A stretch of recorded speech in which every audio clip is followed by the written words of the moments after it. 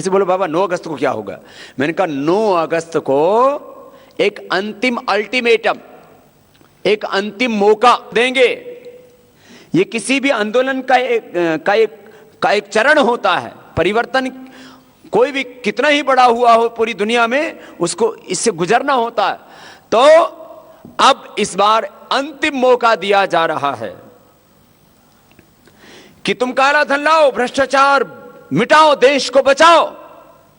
और यदि तुम काला धन लाते हो, भ्रष्टाचार मिटाते हो, देश को बचाते हो, तो तुम्हारा स्वागत है। यहां से शुरू होगा 9 अगस्त का आंदोलन। इसी वाक्य से शुरू होगा, इसी विचारधारा से शुरू होगा, इसी संकल्प के साथ शुरू होगा, इसी आइडियोलॉजी के साथ शुरू होगा, इसी सिद्धांत के साथ शुरू होगा कि अब अल्टीमेटम है कि या तो अब लाओ, और यदि तुम लाते हो तो हम तुम्हें श्रेय देने के लिए तैयार हैं, और यदि तुम नहीं लेकर के आते हो काला धन, नहीं मिटाते हो भ्रष्टाचार, नहीं बचाते हो देश को, तो ये देश मात्र किसी एक सत्तासीन पार्टी या किसी एक कुल खानदान घराने का नहीं है। हम 121 करोड़ भारतीयों का देश है, और इसको बचाने के लिए हम दिल्ली में आ गए।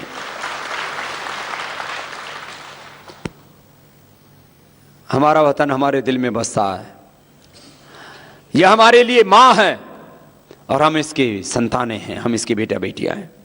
हम अपने मां की इज्जत और आबरू को बर्बाद नहीं होने देंगे। यहां से शुरू होगी प्रक्रिया। फिर 99% संभावना तो यही है कि ये काम को ना करे। मेरे से बोले बाबा इनको दिक्कत क्या है? मैंने कहा इनको दिक्कत ये है कि कहते हैं कि जो आज तक लूटा है वो तो सारा छिन जाएगा, और आगे से लूट रास्ता बंद हो जाएगा, और हमारे बारे में जब पता लग जाएगा तो फिर हमें या तो आजीवन कारावास या फिर मौत की सजा मिलेगी। तो मेरे से एक बोले बाबा जी कुछ ऐसा भी तो प्रावधान कर दो कि इनको माफी दे दो, एक बार जो लूटा है वो वापस ले लो, आगे से लूटने का रास्ता भी बंद कर दो। तो मैंने कहा इसके बारे में सोचा जा सकता है कि इनको कैसे जिंदा रखा जाए जिससे कि आगे के लोग देखते रहें कि लूटने वालों का हश्र यही होता है। इसलिए हम तो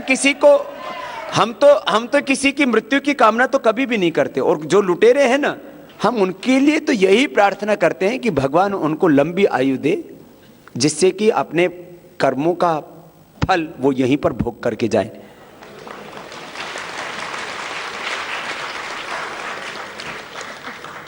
ऐसा प्रार्थना किया करो आप लोग, क्या कि जिन जिन ने पाप किए हैं वो अपने कर्मों का फल यहीं से भोग करके जाए। बेईमानों का जिंदा रहना क्यों जरूरी है? यदि ये मर गए ना तो हमारा हिंदुस्तान आज भी इतना ज्यादा भावुक है, उनके प्रति सहानुभूति हो जाती। तो हम तो चाहते हैं कि जो भी सत्ता पर बैठे हैं या बैठी हैं, वो जब तक ये क्रांति ना हो जाए तब तक भगवान उनको सलामती रखे उनकी। और भाई बहनों, ये कोई बहुत बड़ा काम नहीं है। हिंदुस्तान में ईमानदार प्रधानमंत्री और 300-400 अच्छे सांसद, बस बहुत हो गया काम। 100 दिन में 100 लाख करोड़ रुपए की वसूली हो सकती है, और 1 साल भर में 400 लाख करोड़ रुपए वापस मिल सकता है, और आगे से लूट का रास्ता बंद हो सकता है। जैसे पूरी दुनिया में पहले अंग्रेजों ने लूट का साम्राज्य कायम किया ना, खास करके यूरोप के लोगों ने, ऐसे हिंदुस्तान में भी क्या लूट ही चल रही है। यहाँ सारे जल जंगल जमीन भू संपदा, कितने घराने, वो तो 7 देशों के कितने 500-700 घराने होंगे। इस देश के भी 500-700 ही घराने हैं, उनके पास में जल जंगल जमीन भू संपदा, पूरी देश की अर्थव्यवस्था उन्हीं की मुट्ठी में। आप और हम लोग जो ये मकान बना करके थोड़ा बहुत बैंक बैलेंस कर करके और साइकिल मोटरसाइकिल गाड़ी खरीद के जो खुश हो रहे हैं ना, ये तो जो देश की अपार दौलत है उसका ये तिल भी नहीं है, तिल के बराबर भी नहीं है। 20,000 लाख करोड़ रुपए की तो अपनी भू संपदाएं हैं। कितना? 20,000 लाख करोड़। एक एक परिवार को ये पैसा ही वापस मिल जाए तो 10-10 करोड़ मिल जाएगा। ये पैसा बच जाए और ये पैसा मिल जाए सब में, मैं इसका समाधान बताता हूं। न्यायपूर्ण स्वामित्व, व्यवस्था में क्या होना चाहिए? न्यायपूर्ण स्वामित्व, न्यायपूर्ण वितरण, न्यायपूर्ण उपयोग या प्रबंधन और न्यायपूर्ण भागीदारी। ये चार चीजें हो जाएं तो हिंदुस्तान में व्यवस्था परिवर्तन हो गया। क्या शब्द का प्रयोग किया? न्यायपूर्ण स्वामित्व। आज देश के जल, जंगल, जमीन, भू संपदाओं, पूरी अर्थव्यवस्था पर स्वामित्व 1% से भी कम लोगों का है। यही तो साम्राज्यवादी है, ये तो अधिनायकवादी, सामंतवादी सोच है। इसी को कुछ लोग पूंजीवादी सोच भी कह देते हैं। क्या बोला? ये चार शब्द याद करो। न्यायपूर्ण स्वामित्व, दूसरा न्यायपूर्ण वितरण। वितरण को क्या बोलते हैं अंग्रेजी में? डिस्ट्रीब्यूशन। हिंदू को, मुसलमान को, सिख को, ईसाई को, दलित को, वाल्मीकि को, आदिवासी को, वनवासी को, सवर्ण को, पिछड़े को, जिसका हक मिलना चाहिए वो हक नहीं मिला, स्वामित्व नहीं मिला, वितरण भी उसका ठीक से नहीं हुआ। भेजा गया कोई चीज गरीब के लिए, भेजा गया बच्चों के लिए, भेजा गया मरीजों के लिए, भेजा गया वो दलितों के लिए, भेजा गया वाल्मीकि, आदिवासियों, वनवासियों के लिए, वहां तक पहुंचा ही नहीं। पहले तो स्वामित्व ही ठीक नहीं है, पहले तो स्वामित्व ठीक करना पड़ेगा। 1% से भी कम लोगों के पास जो सारा जल, जंगल, जमीन, भू संपदा और अर्थव्यवस्था का स्वामित्व है, यह खत्म करना पड़ेगा। 121 करोड़ लोग इस देश के बराबर के हकदार है, उनको हक देना पड़ेगा। यह है न्यायपूर्ण स्वामित्व। ये 3 दिन पहले के शब्द मेरे भीतर आए। मैं कुछ अर्थशास्त्रियों के बीच में बैठा हुआ चर्चा कर रहा था। बोले बाबा जी सॉल्यूशन क्या है? मैंने कहा सॉल्यूशन ये है, सुन लो। बहुत चर्चा की पूरी देश और दुनिया की अर्थव्यवस्था की। जस्टिस नहीं है ओनरशिप के अंदर, इसमें गड़बड़ कर दिया है, बहुत बड़ी गड़बड़ी है, इतनी बड़ी गड़बड़ी है। ये जो काला धन भ्रष्टाचार है, उससे भी मैं तो उससे भी ज्यादा बड़ा मुद्दा इसको मानता हूं। ये गलत व्यवस्था के कारण से काला धन पैदा हुआ, ये भ्रष्टाचार हो रहा है। व्यवस्था ठीक हो जाए तो काला धन कहां से होगा? पैदा ही नहीं होगा। व्यवस्था ठीक हो जाए तो भ्रष्टाचार होगा ही नहीं। तो व्यवस्था परिवर्तन, क्योंकि बड़ा शब्द है, लोगों को समझ में नहीं आता है, इसलिए इसको बाद में प्रयोग करना पड़ा है। क्यों? पहले जो लूट लिया उतना है, उसके बारे में बताते हैं तो लोगों को एकदम समझ में आता है। आगे की बात मैं कह रहा हूं आपसे। ये कोई पूछे ना आपसे कि इससे हमको क्या मिलेगा, वैसे तो आप जो काम कर रहे हो उससे आपको यश मिलेगा। और आने वाली भारत की पीढ़ियां, जैसे आज हम चंद्रशेखर आजाद, राजगुरु, सुखदेव, भगत सिंह, महाराणा प्रताप, छत्रपति शिवा, नेताजी सुभाष चंद्र बोस, लौह पुरुष सरदार वल्लभ भाई पटेल, ऐसे इन महापुरुषों को, महात्मा गांधी, भगवान राम कृष्ण, ऐसे अपने वीर वीरांगनाओं, ऋषिकाओं को याद करके, रानी चेन्नम्मा बाई, रानी लक्ष्मी बाई, झलकारी बाई आदि ऐसे अपने महान माताओं को, लक्ष्मी, सरस्वती, दुर्गा, कात्यायनी आदि देवियों को याद करके जैसे गर्व करते हैं ना, आने वाली पीढ़ियां आपको याद करके आप पर गर्व किया करेंगी। ऐसा काम आप कर रहे हो, ये छोटा काम नहीं, ये बहुत बड़ा काम है, इसको जरा समझो। फिर दूसरा न्यायपूर्ण वितरण। दूसरा क्या है? न्यायपूर्ण वितरण। और तीसरा है न्यायपूर्ण उसका उपयोग या प्रबंधन। उपयोग या प्रबंधन, यूटिलाइजेशन, मैनेजमेंट। जैसे न्यायपूर्ण यूटिलाइजेशन और वितरण, प्रबंधन का क्या मतलब है? जैसे इतना अपने पास में जो है भू संपदाएं हैं, कोयला है, लोहा है, तमाम चीजें हैं, और इसके हो क्या रहा है? इसमें हो ये रहा है, यदि इसको ऐसे निकालते रहे तो 50, 100, 200 सालों के बाद कुछ भी मिलेगा ही नहीं। अरे 200 करोड़ वर्षों से अपने पूर्वजों ने इस धरती को रखा, तुम 200 सालों में नष्ट करना चाहते हो? ये चल रहा है इस समय, 100% यही चल रहा है। चौथी चीज, न्यायपूर्ण भागीदारी। अगड़ों की, पिछड़ों की, गरीबों की, अमीरों की, समर्थों की, असमर्थों की, दबे कुचलों की, वंचित लोगों की, जो आदिवासी, वनवासी हैं, उनसे लेकर के प्रत्येक भारतवासी की, जो गांव में रहते हैं, शहर में रहते हैं, सबकी सत्ता और व्यवस्था में बराबर की भागीदारी। वो है ही नहीं।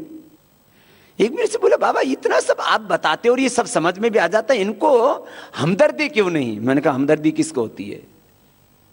जो इस भारत के बच्चों को अपना बच्चा माने, इस भारत की माटी को अपनी माटी माने, उनको दर्द होगा ना। फिर वो हिंदुस्तान में पढ़ाई नहीं करते, पढ़ाई कहां करते हैं? विदेशों में, तो हिंदुस्तान में स्कूल कॉलेज यूनिवर्सिटी क्यों बनाएंगे? वो इलाज भी हिंदुस्तान में नहीं करते। इलाज कहाँ करते हैं? अमेरिका में। इलाज उनको कराना नहीं, इसलिए हॉस्पिटल नहीं बनाते, पर पढ़ाई उनको करने नहीं, इसलिए स्कूल कॉलेज नहीं बनाते। एक ही कानून बना दो हिंदुस्तान में, हिंदुस्तान का कोई भी नेता बाहर इलाज कराने नहीं जाएगा और बाहर बच्चे पढ़ने के लिए नहीं जाएंगे। बस हिंदुस्तान के सभी नेताओं के बच्चे हिंदुस्तान में पढ़ेंगे और उनका इलाज होनी सरकारी हॉस्पिटलों में होगा और पढ़ाई भी सरकारी स्कूल में करेंगे। एक दिन में सबको ठीक हो जाएगा। सरकारी स्कूल में पढ़ाई और सरकारी हॉस्पिटल में दवाई, ये इलाज है, देसी इलाज है। बोले बाबा इतने इन बातों को लेकर के परेशान रहते, बाबा कैसे हिंदुस्तान बदलेगा? देसी इलाज बता दिया, व्यवस्था परिवर्तन का देसी इलाज, देसी पढ़ाई, देसी दवाई। फिर बोले बाबा पैसे कहां से आएंगे हिंदुस्तान के लिए इतने? आप कहते हो गैस डीजल पेट्रोल आधे दाम में मिलेगा, फिर ये इतना जो ये तो सब वापस लेना है ना, जिन्होंने लूटा उनसे रिकवरी करनी है। आचार्य चाणक्य कहते हैं जिस देश का राजा झोपड़ियों में रहता उस देश की प्रजा महलों में वास करती है, और जिस देश का राजा महलों में वास करता उस देश की प्रजा झोपड़ियों में आ जाती है, गरीब दरिद्र हो जाती है। ये तो सिद्धांत। तो ये व्यवस्था परिवर्तन का ये देसी इलाज बताया मैंने आपको। हिंदुस्तान के किसान को और हिंदुस्तान के जो श्रमिक है इनको न्याय कैसे मिलेगा? मैंने कहा जितनी किसान की औसत आमदनी होती है उतना ही एमपी की तनख्वाह कर दो। किसान और मजदूर को न्याय कैसे मिलेगा? हमारे देश में किसान की औसत आमदनी 2115 रुपए है और एक औसत मजदूर की मजदूरी तय की गई इस देश में अभी करीब 3500 रुपए। तो जितने भी एमपी हैं उनको तय कर दो कि 2100 रुपए से ज्यादा तनख्वाह तब तक नहीं मिलेगी जब तक किसानों को न्याय नहीं दोगे। एक किसान परिवार की औसत आमदनी, ये तो अभी गवर्नमेंट का ही सर्वे था, 2115 रुपए। सब गरीबी रेखा के नीचे जीते हैं। और इनका एक महीने की तनख्वाह कितनी है? एक एमपी साहब के ऊपर 5 लाख रुपए खर्च होते हैं। कितने? 5 लाख। पहले उसको 1 करोड़ रुपया मिला करते थे विकास के काम के लिए, और अब 5 करोड़ एक साल में। इसलिए बातें कहनी पड़ रही हैं कि हिंदुस्तान को एक बड़े बदलाव की जरूरत है। यही व्यवस्था परिवर्तन है। किसानों को कैसे न्याय मिलेगा? जवानों को कैसे न्याय मिलेगा? इस देश के आदिवासी वनवासियों को कैसे न्याय मिलेगा? जल जंगल जमीन भू संपदाओं की लूट कैसे खत्म होगी? इस देश में चारों तरफ जो अंधेरा है कैसे छटेगा? तो ये अलग अलग सारे जो विषय हैं और अपने हक की लड़ाई हमें खुद ही लड़नी पड़ेगी। मैं बार बार इस बात को आजकल कह रहा हूं, हमारे हक की लड़ाई को राजनीतिक पार्टी, हमारे हक की लड़ाई कोई खानदान नहीं लड़ने वाला। हमारे हक की लड़ाई हम 121 करोड़ हिंदुस्तानियों को खुद लड़नी पड़ेगी। हम लड़ेंगे और जीतेंगे। इस संकल्प के साथ आपको संघर्ष करना है। भाई बहनों, ये आप अपने अपने ढंग से इस काम में सब लगे हुए हैं। अब इस राष्ट्र की रक्षा के लिए बहनों को बड़ी भूमिका निभानी है। ये आज संकल्प लेकर के जाना है। और हमारी बहनों को अब क्या करना चाहिए? रक्षाबंधन तक, 9 अगस्त के आंदोलन से, अर्थात रक्षाबंधन के पहले और बाद तक, आजकल तो पहले और बाद तक मनाते हैं ना किसी भी त्योहार को, तो आप लोगों को अभी रक्षाबंधन बहनों को सबको शुरू कर देना है। सुन लो बहनों, हमारी वाली वाली बहनों, सुकरवानों से ये ऐसे ही धागे वाली राखी लेकर के जाना और सब भाइयों के हाथों में बांधना। ठीक है?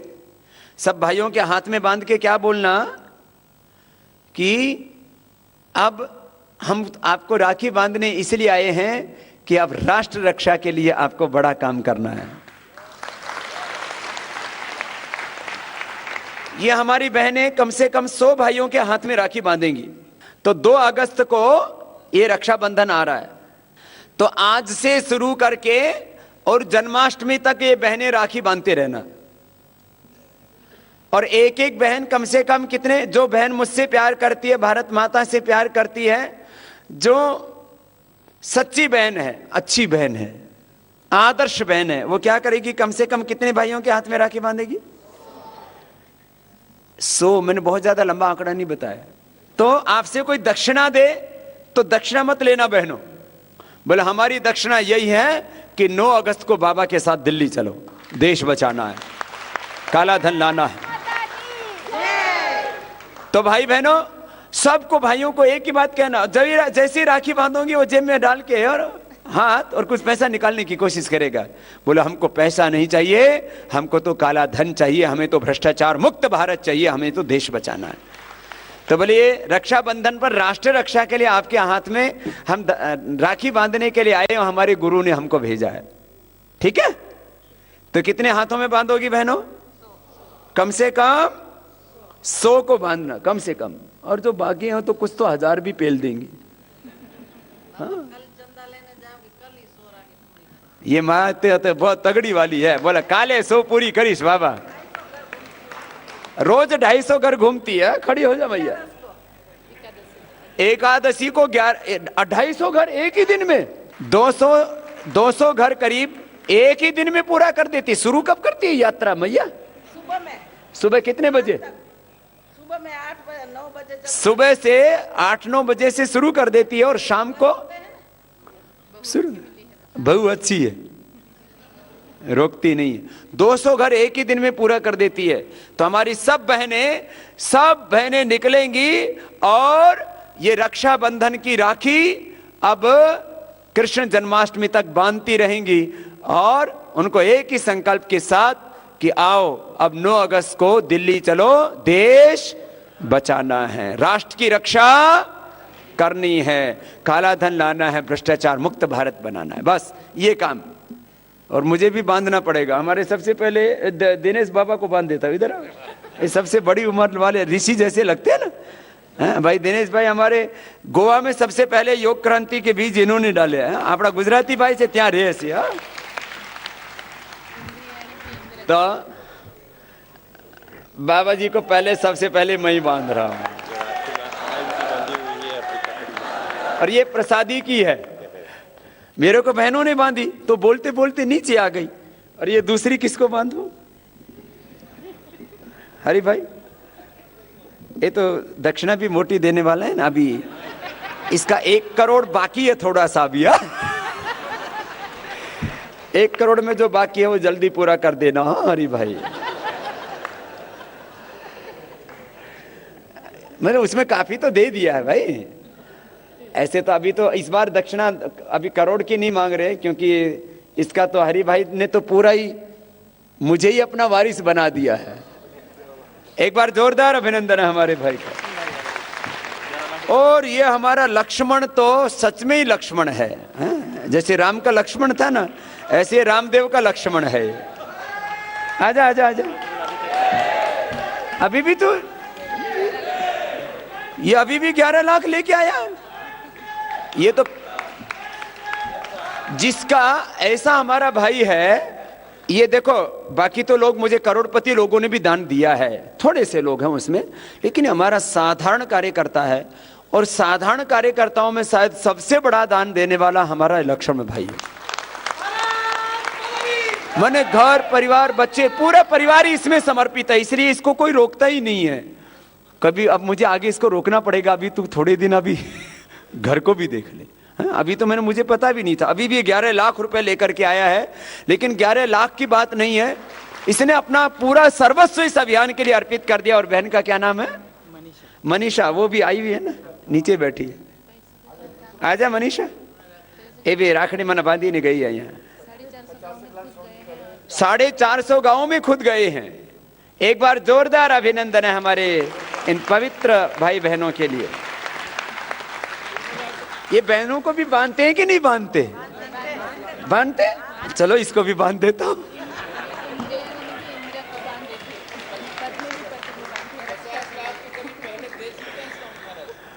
और ये हमारा ऐसा परिवार है, तो ये भी चीजें, ये भाई करीब लक्ष्मण करीब 50 लाख रुपए का इस दान दे चुका है। कितना बड़ा दिल है इसका। इस अभियान के लिए अपने तन मन धन सर्वस्व अर्पित करने वाले भाई बहनों की। ऐसे तो गुजरात से हमारी यात्रा शुरू हुई योग अध्यात्म की, बड़े रूप में सूरत से। और इस योग यात्रा के साथ भारत स्वाभिमान की भी यात्रा वो गुजरात से ही शुरू हुई,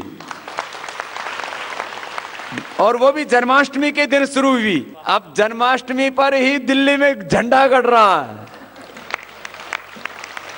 इसलिए अब ये 2 साल में अब ये महाक्रांति का ये पहला चरण पूरा हो रहा है और भारत में एक बहुत बड़े परिवर्तन की नींव डाली जाएगी इस बार दिल्ली में।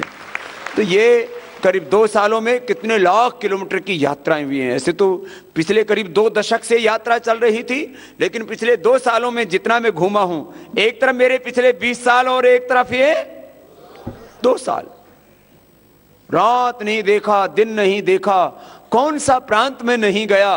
करीब आज तक ये 2 सालों में इतना घूमा, पूरा कुल मिला के 2 दशकों में करीब 11 लाख किलोमीटर की यात्रा करके, करीब 11,000 से ज्यादा सभाएं और शिविर करके, जिनमें 11 करोड़ से ज्यादा लोगों ने शिरकत की है, मैं इस निष्कर्ष पर पहुंचा हूं, अब क्रांति का आगाज पूरा हो चुका है। अब तो क्रांति बस होने ही वाली है। अब तो ये सब कुछ परिवर्तन होने वाला है। अब ज्यादा वक्त नहीं शेष रह गया है। अब भाई बहनों, आप सबको तो तैयार होना ही है। मैंने कहा घर घर जाकर के अब जन्माष्टमी तक अब उनके हाथों में रक्षा सूत्र बांध करके राष्ट्र रक्षा के लिए उनको सब भाई बहनों को तैयार करना है। और आप भाई बहनों में से कितनों ने रिजर्वेशन करवा लिए हैं दिल्ली के? जिनको आप हजारों भाई बहनों के रिजर्वेशन हो चुके हैं, जिन्होंने नहीं कराया या तो कोशिश कर लेना, अभी भी बाकी है, थोड़े दिन बाकी है वैसे तो, क्योंकि अब वेटिंग में आने लग गया सबका। तो सब जो वेटिंग में आता हो तो बस से आएंगे। अरे नहीं, रिजर्वेशन मिले तो कोई जरूरी है क्या? सिंपल डब्बू में भी चल के देखा करो। हमने तो अपनी यात्रा वहीं से शुरू की, महात्मा गांधी उसी में चला करते थे। रिजर्वेशन होगा तो ही जाएंगे। अरे रिजर्वेशन क्या होगा, रिजर्वेशन के चक्कर में ही तो गड़बड़ हो रही है सब। ये काला धन जब वापस आएगा और भ्रष्टाचार मिट जाएगा, इतने स्कूल कॉलेज यूनिवर्सिटी बन जाएंगी कि 100% रिजर्वेशन हो जाएगा। सबके बच्चों के लिए निशुल्क शिक्षा, संस्कारों के और आध्यात्मिक मूल्यों के, सबको नौकरी, सबको शिक्षा, सबको नौकरी। तो इसको क्या बोलते हैं? 100% रिजर्वेशन। तो ये रिजर्वेशन 100% तभी होगा जब विदाउट रिजर्वेशन आप आओगे। चलो दिल्ली, देश बचाना है, काला धन, भ्रष्टाचार, ये संकल्प चारों तरफ। अब तो वैसे अब तो 9 अगस्त की तैयारी ऐसे जोरों से चल रही है, चारों तरफ लोगों में चाव चढ़ा हुआ है। परिवर्तन का जो आगाज हुआ है ना, इसका बहुत बड़ा परिणाम देखने को मिलेगा। और हौसला रख करके, हिम्मत रख करके आगे बढ़ो।